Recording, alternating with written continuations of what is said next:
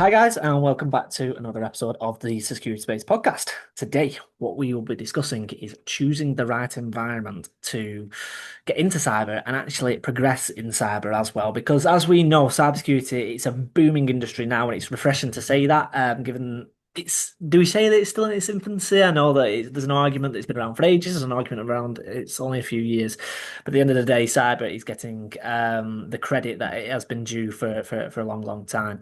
But that being said, choosing the right environment for long-term growth, avoiding burnout, and yeah, just moving up the cyber ladder is not necessarily easy. As we know, it's a hard industry to get into, but it can be very fruitful once you climb up the ladder. Today, we're joined by Bryan Kavanagh, who will talk us through how he has navigated this industry. And yeah, Bryan, I'll pass over to yourself. Are you okay just to let the audience know a little bit about yourself, if that's okay?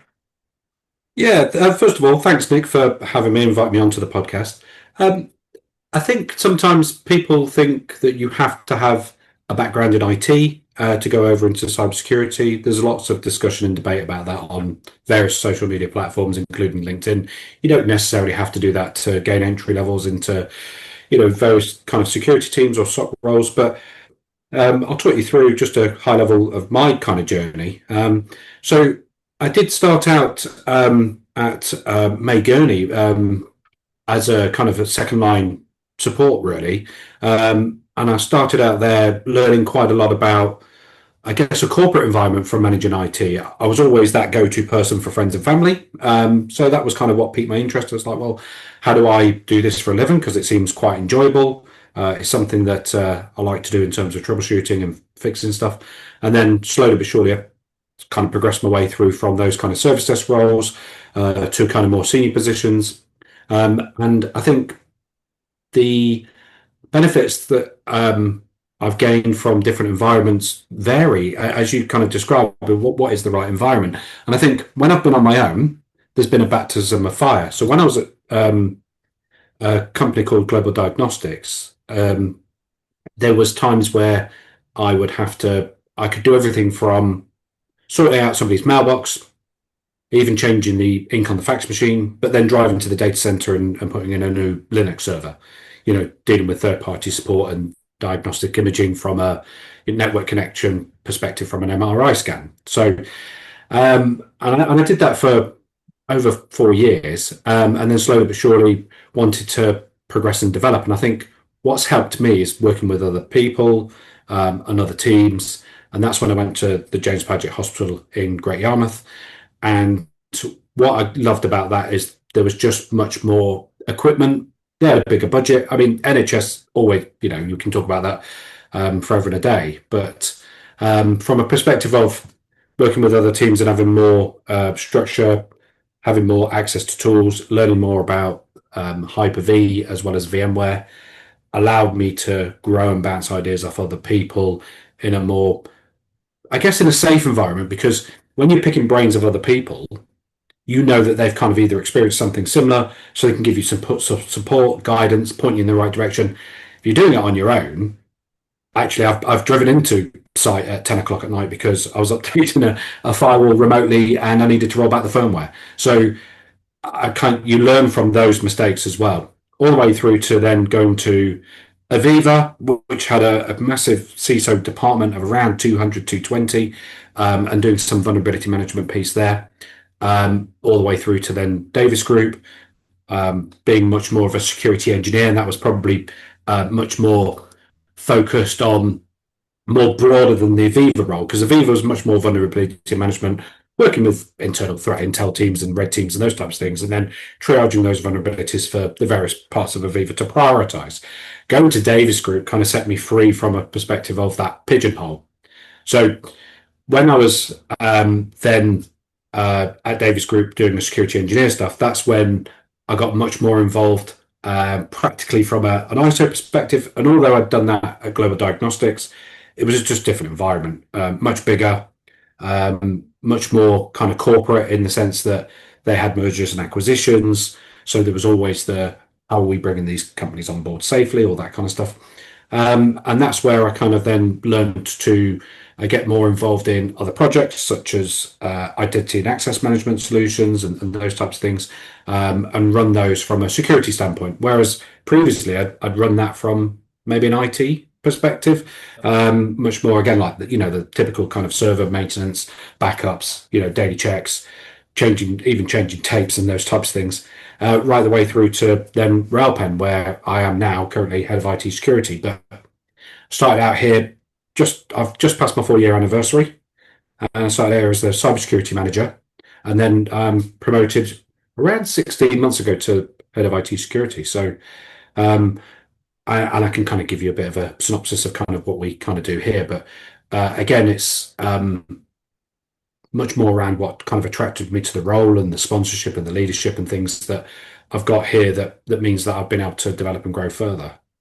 Fantastic. And we will naturally come to where we are today, but I just want to take it back a little bit, not all the way, but you pricked up my ears when you said I was set free from my pigeonhole when I Mm. was moving from Aviva, and I just wanted to delve in a little bit further on that one because. Like I say, you've worked in the NHS, and as we all know, sometimes budget restrictions can be hard. It's definitely a good grounding in the NHS. It's a good environment to work with, and a lot of good people have worked with the NHS and then gone on to other roles. It should have more funding. We know that on other fronts. Let's not get into a political debate now, but it should do. Um, but that being said, it doesn't have enough, and therefore the talent moves on, including yourself. Now, obviously.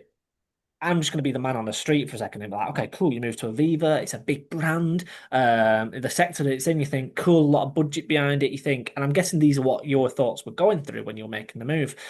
However, you said when you were leaving, set free from the pigeonhole. And this podcast is all about choosing the right environment. So describe to me why you chose them words. What actually happened in the end compared to what was the reality? Do you know what I mean? Yeah, and I think I'll take it sort of a very small step back to why I chose Aviva in the first place. So I was working and doing lots in the space of infrastructure and doing a lot of security on the corner of a desk and trying to drive that forward. And I kind of went to various webinars and seminars, and then I realized there was lots of things that we weren't doing and lots of good best practice that we should be doing.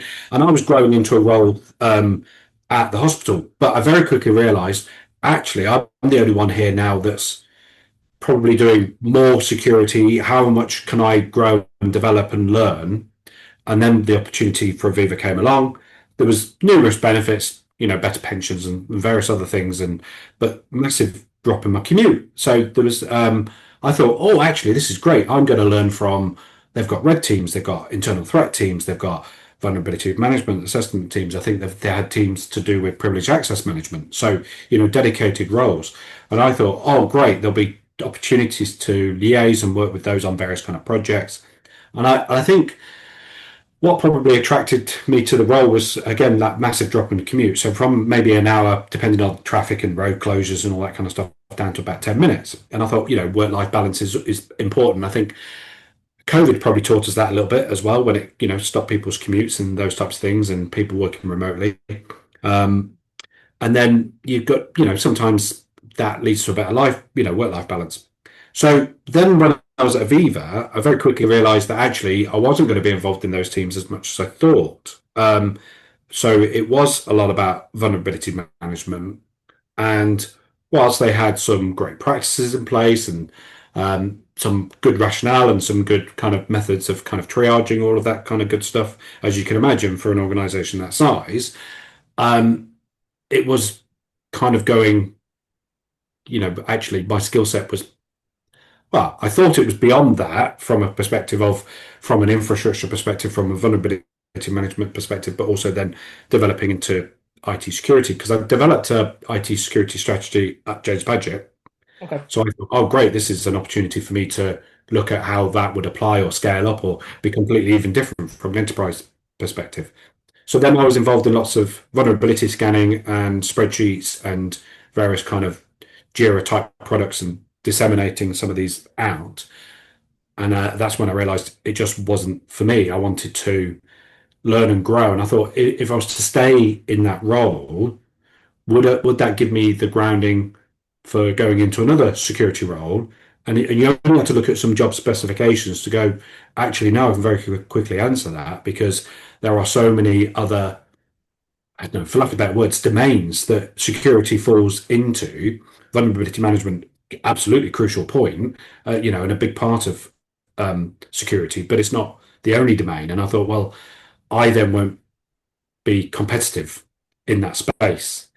So that was kind of one of the things that drove me to do that. And I completely understand everything from a startup to a mature organization like Aviva, and the level of governance increases as you go along. Mm. Um, and so you can imagine sometimes the overhead in those organizations are probably more frustrating to someone who's trying to progress in security further. So that kind of all then made a decision when the opportunity came up and I applied for the role at Davis Group. Nice, nice, really well put. And I suppose that segues perfectly to what I wanted to ask you about startup versus corporate versus MSSP. Now, and it is all about sort of like there's different environments. And off the top of my head, like you say, there's so many different exposures that you'll get there from every environment. Because like you say, startup isn't a bad thing. Startup is you'll get exposure to a lot early on, and it can be a bit of a sink or a swim. Obviously, your corporate it can be a little bit slower, but it can be safer, and it's you have the guardrails to sort of learn your craft whilst on the job. The MSSP every single day is different, and that can be good or bad depending on the personality type. So. I suppose what would your advice be to someone, not necessarily starting, but what sort of character would suit each one of those three verticals, do you think, Bryan? Yeah, so I guess my perspective comes from, my own experience, but also I have provided some mentorship through various mechanisms inside work and outside of work and through LinkedIn where people have reached out and I've tried to give guidance, everything from CVs to what you could apply for and framing things differently to try and motivate people to keep applying because sometimes, the job market can be super competitive and it's whether that organisation is sometimes willing or able to take on someone a little bit more junior to develop them. Sometimes there's those roles and sometimes there's not. So and also from interviewing candidates that come from MSSPs, sometimes they can come across as a bit pigeonholed as well. So, but again, it depends on what position that they're in and whether they are proactive and curious. And I think there's always an opportunity in most roles to do some exploration and discovery and reach out to other teams. When I was at May Gurney, when I was doing the second line stuff, quite often I was talking to the infrastructure or the network guys going, well, how does this work? And how does that talk to that over there? And what's that all about? Because actually, if I can solve that problem now, and fully understand the end to end, maybe I can stop the problem from occurring again in the future. So you've got to have a level of curiosity anyway within any of those kind of technical roles, whether it's IT or security or anything in between or development.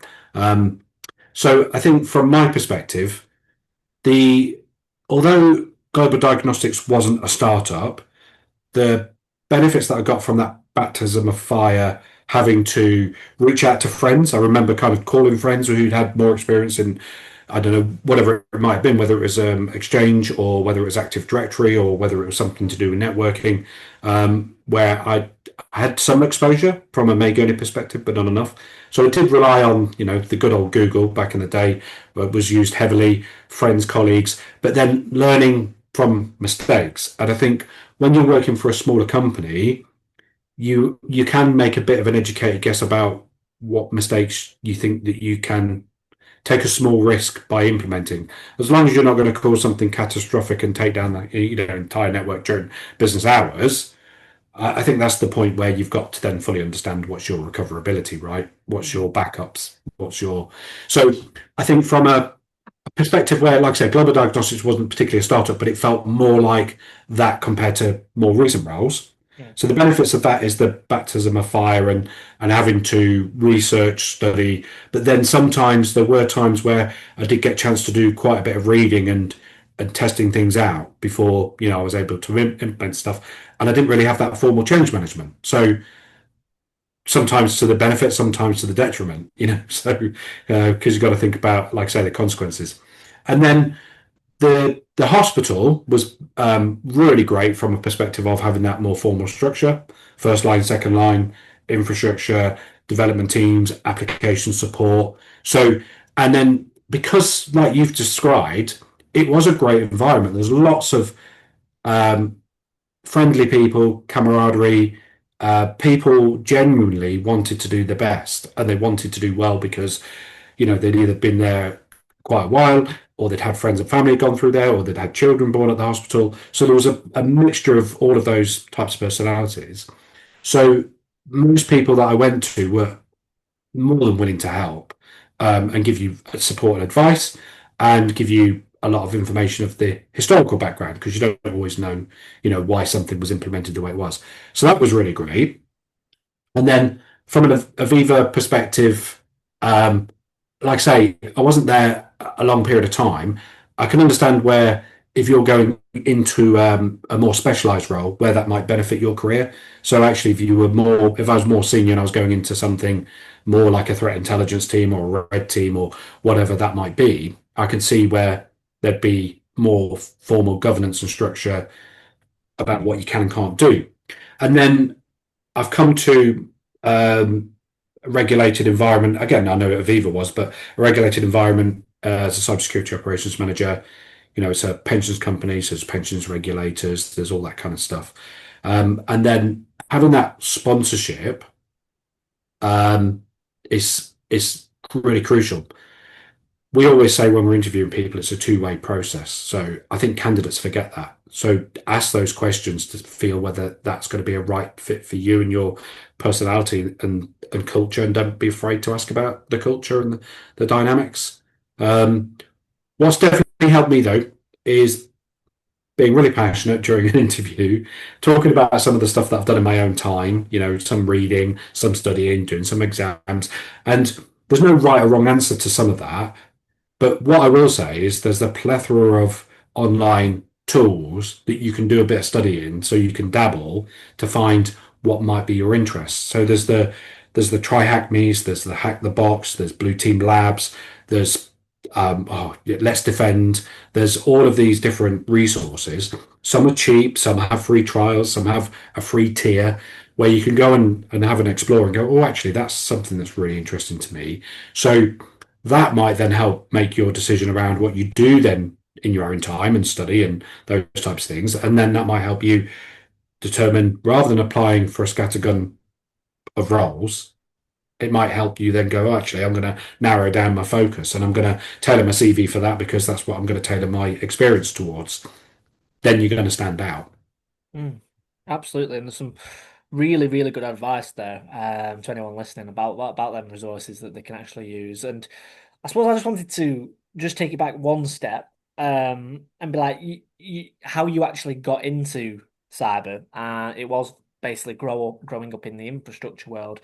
Do you think that's still the case, or do you think there's other ways of entering the industry? Because even when I was starting out in the recruitment space 6 years ago, before I moved into the sales world, a lot of the advice that where people was trying to get into the industry, I'd say like, look, try to get you into infrastructure, your networking, your Linux. They give you the fundamentals, and then you'll be able to move over from maybe a network engineering role into the SOC, and then kind of go from there. Um, and it seems it was such a long process that would put off and deter a lot of people because yeah, not everyone would be able to jump into a SOC. Now that has said, that has moved on from 6 years ago. But not leaps and bounds, not massively. It's still difficult. What would your advice be, Brian, kind of 21 to maybe the Brian of yesteryear where he's like, okay, because you've actually done it successfully, but are there other people that you have come across and they've done it different ways to you?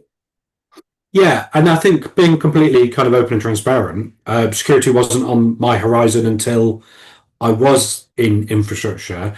And that was when I was like, well, what do I want to do next? Do I want to lead a team of infrastructure engineers? Do I want to strive and do that management piece? Or do I want to stay technical and quite hands-on? And I know, I don't want to be controversial because I know some managers will be technical and hands-on anyway, but that was kind of the thought process. And it was kind of conversations with my wife actually, and we were talking about different career paths, and my wife's always kind of worked in and around the IT realm. And we were talking about security and how it was just starting to creep up on people's minds. And, most of the time it was on the corner of people's desks, or even not even that, as we talked about in some organizations, I don't know, 6, 7 years ago, it was still quite new. So that's when it was on the radar. So I think if I was to talk about my experience, I think it definitely helped having, I think, key things that helped. One is knowing different environments. One is knowing public and private sectors, and then maybe some of that regulation that fits into, because security is much more than just, technical controls. You've still got your compliance teams, you've got your audit teams, you've got frameworks that you work towards. Lots of organizations have, whether it's Cyber Essentials or Cyber Essentials Plus or ISO 27001, whatever that might be.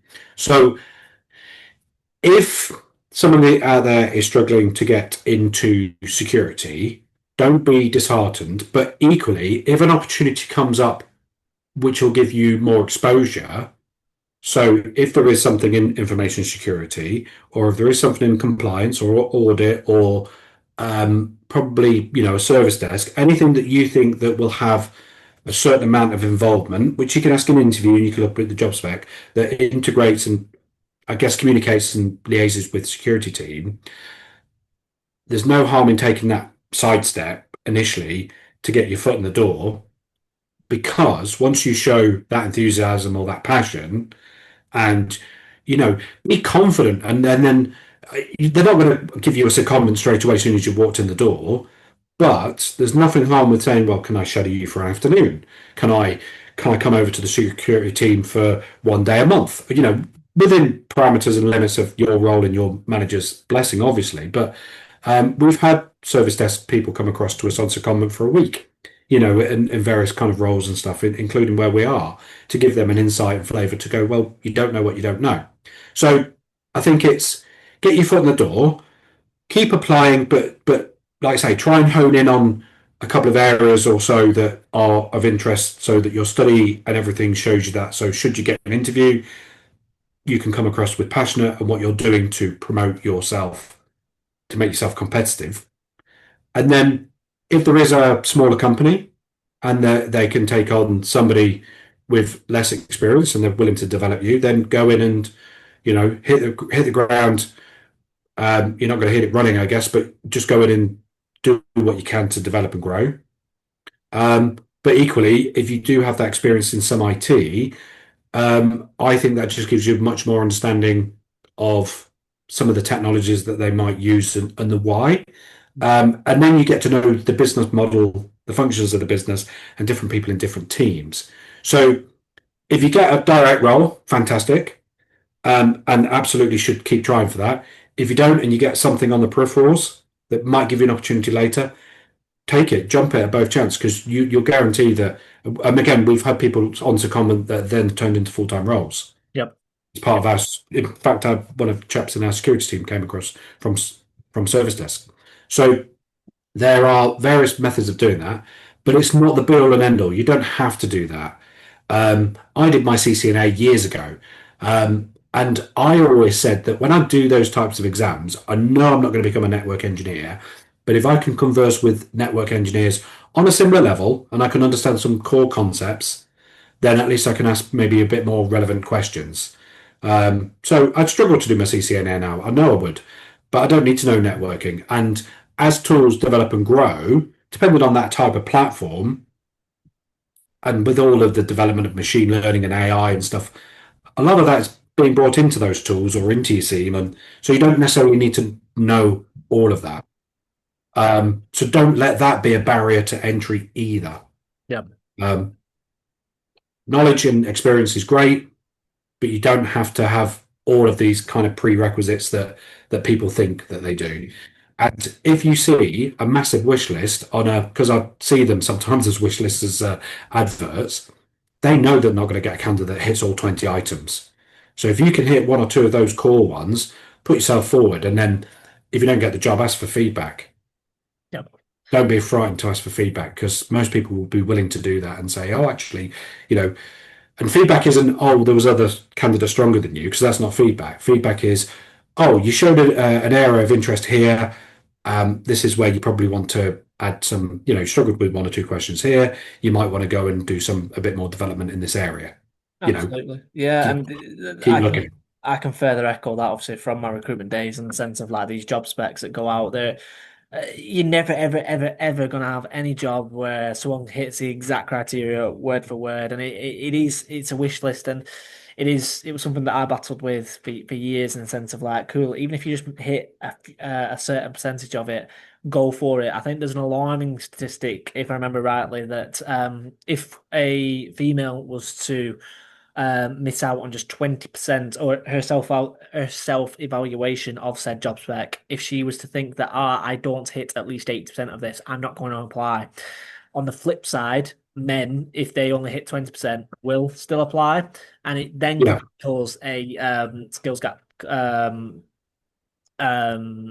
propriety, if that's the right word. It can cause a skills gap because of the job spec. So just get your applications in, get speaking to people, because like even at an interview stage you might not be right for that role, but oh look, we've actually got a junior role coming up in 3 months. I'd love to see if you're still about. You just got to keep shooting that goal and get yourself on the pitch.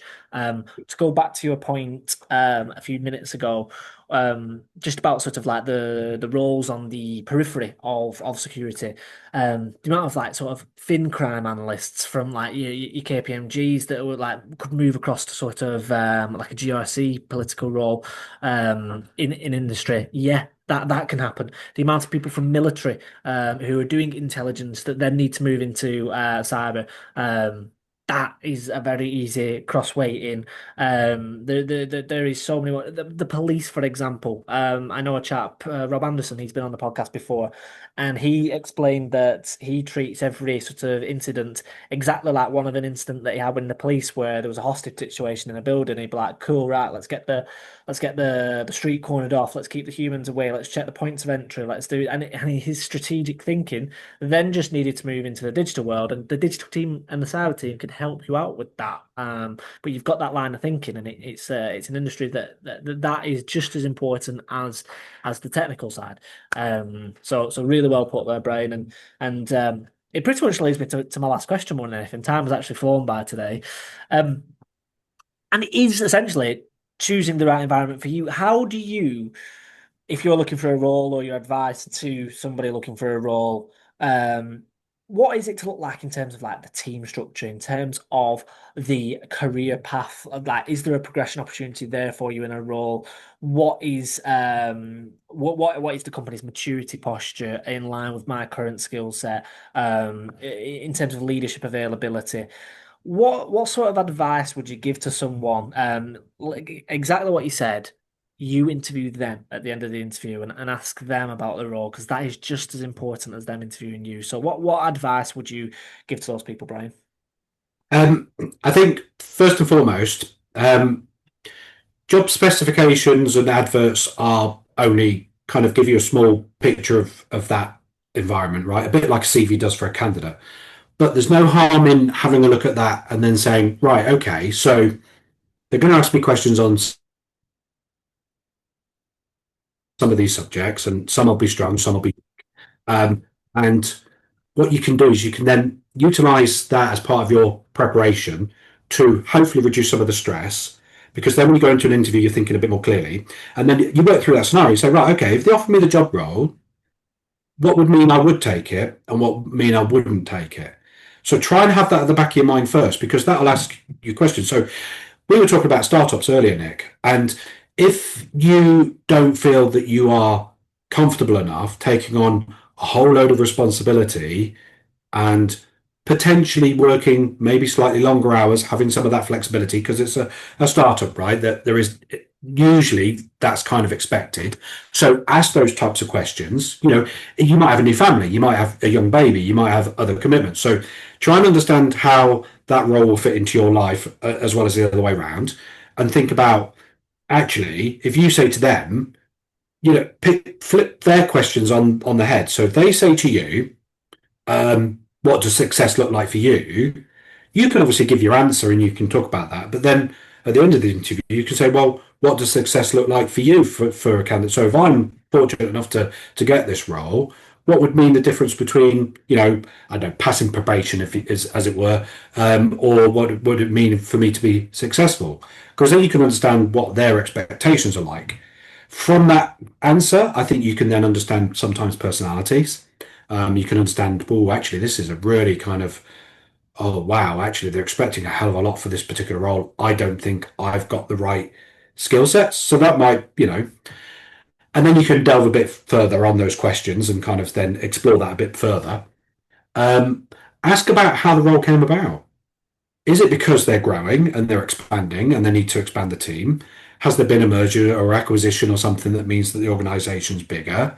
Has somebody been benefited from progressing to a supervisor, manager, team leader, or whatever? Or actually, it turns out that yeah, so somebody's left because maybe there's some negativity. Now, you're never going to get all of that from an interview, but you'll know from the lack of information potentially being provided, or you'll know from the positive things that have come out from that how the roles come about. So you go, okay, there's a positive culture, there's a progression path.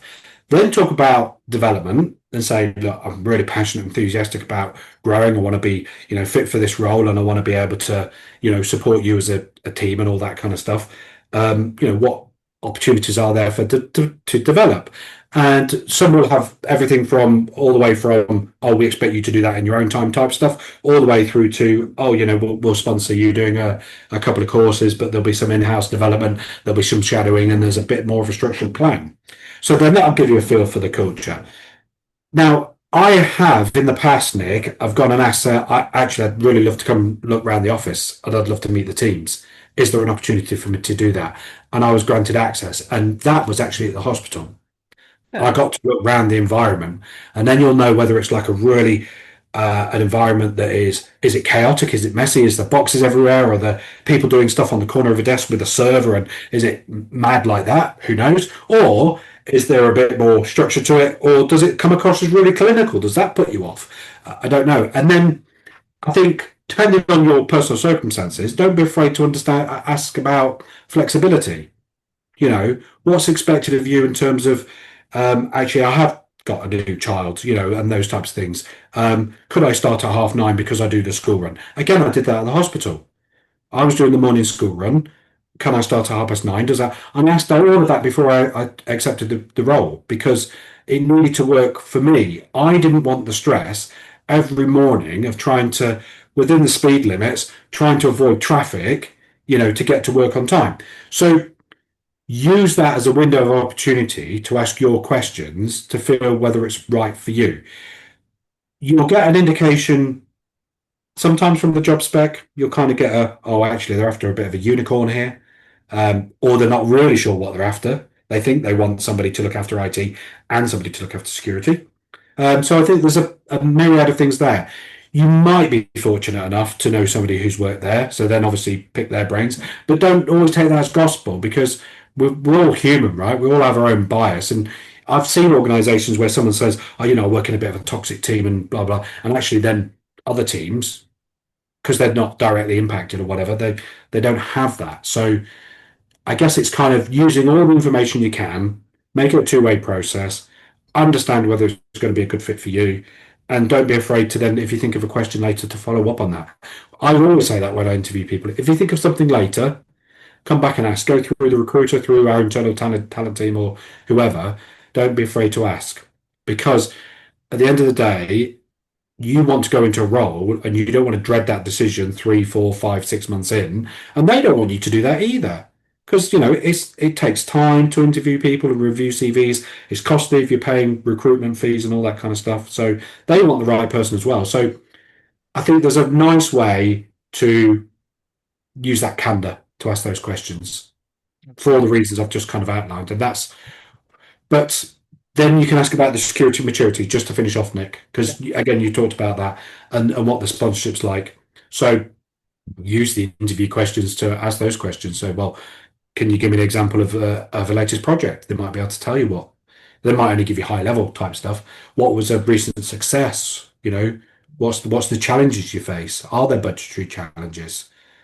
Most people will be reasonably honest or thereabouts without giving too much corporate information away. So put all those together, you'll get a good feel for it. Absolutely, absolutely, Brian. Some amazing, amazing points there, mate. And I really, really appreciate you sharing your time with us today. If anybody is to have any questions for Brian, as I'm sure that he's implied and inferred on this podcast, that he's been there, he's done that, and he's been on both sides of the desk when sort of progressing in career or helping people progress in his team as well. So I'll be sure to put his information down below. But once again, Brian, thank you very much for coming on the Security Space podcast. Thank you very much, Nick, for having me.